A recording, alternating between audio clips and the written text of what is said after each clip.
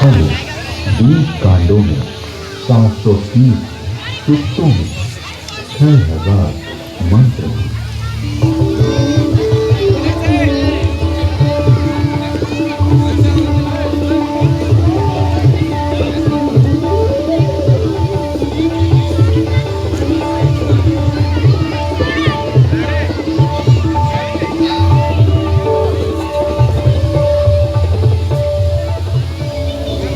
प्राचीन काल में वेद श्रुति परंपरा से अक्षुण्ण रहे।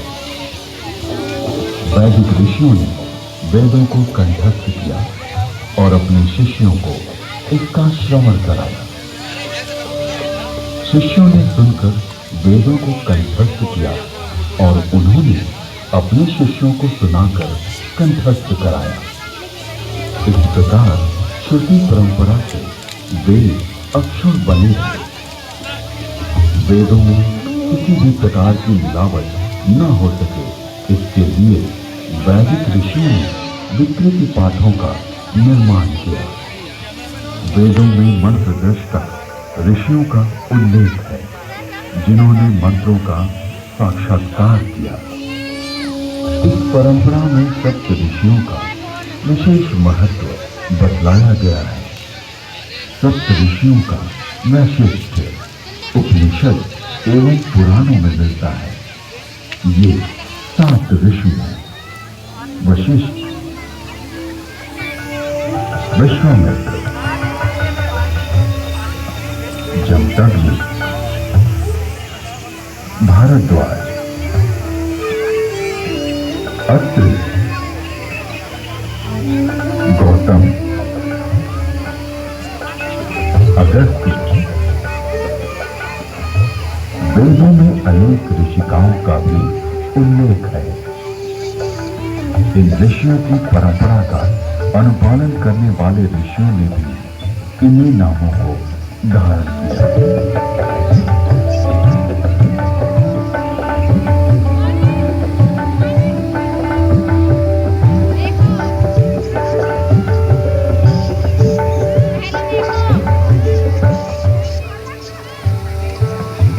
आज विश्व में जिन आविष्कारों का श्रेय पाश्चात्य जगत द्वारा लिया गया है, उसे हमारे प्राचीन ऋषियों द्वारा तथ्य सहित हजारों वर्ष पूर्व प्रमाण सहित वेदों में उल्लिखित किया गया है। जैसे अगस्त्य संहिता में विद्युत उत्पादन के सूत्र मिलते हैं।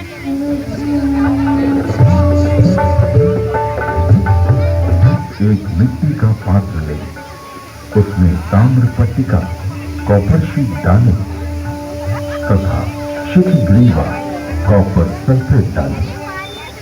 फिर बीच में यूनिकास्ट 500 वेट सॉडस्ट लगाएं।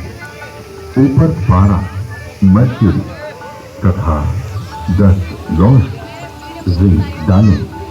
फिर तारों को मिलाएंगे तो उससे मित्रा वरुण शक्ति इलेक्ट्रिसिटी का उदय होगा। अगस्त्य संहिता में विद्युत का उपयोग इलेक्ट्रोप्लेटिंग के लिए करने का भी विवरण मिलता है।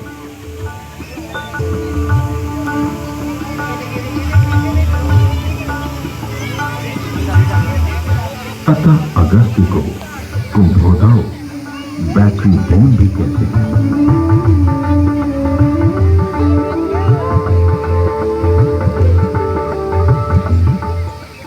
कुंभों उपरोक्त प्रकार से बने तथा श्रृंखला में जोड़े गए 100 सेलों की शक्ति का पानी पर प्रयोग करेंगे तो पानी अपने रूप को बदलकर प्राणवायु, ऑक्सीजन तथा उड़ान वायु हाइड्रोजन में परिवर्तित हो जाएगा।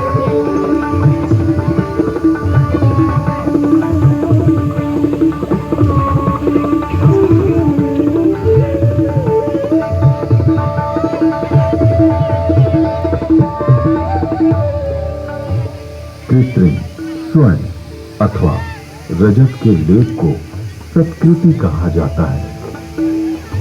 लोहे के पात्र में सुशक्त जल तेजाब का घोल इसका सानिध्य पाते ही यवक्षार सोने या चांदी का नाइट्रेट ताम्र को स्वर्ण या रजत में ढक लेता है।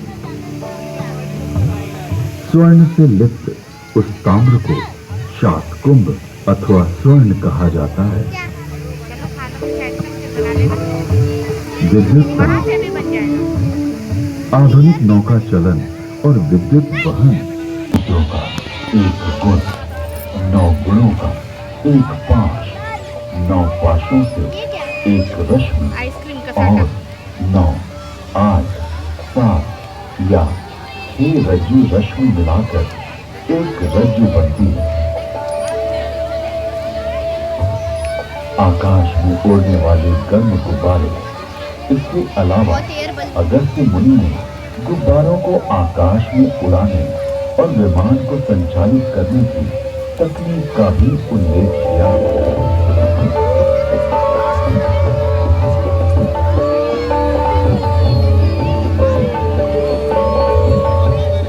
उड़ान वायु हाइड्रोजन को वायु प्रतिबंधक वस्त्र में रोका जाए तो यह विमान विद्या में काम आता है। यानी वस्त्र में हाइड्रोजन पक्का बांध दिया जाए तो उसमें आकाश में उड़ा जा सकता है।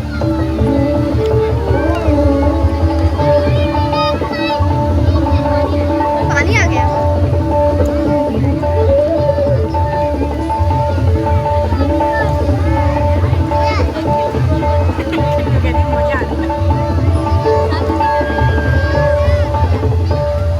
विमान वायु पर उसी तरह चलता है जैसे जल में नाव चलती है।